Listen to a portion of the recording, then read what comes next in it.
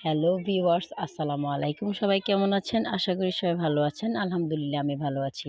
আমার বাবা ঢাকায় থাকে। ঢাকা থেকে সবসময় আসার সময় আমাদের জন্য অনেকগুলো করে সবজি নিয়ে আসে। যেহেতু আমরা মা এবং আমরা ঘরের সবাই অনেক সবজি পছন্দ করি।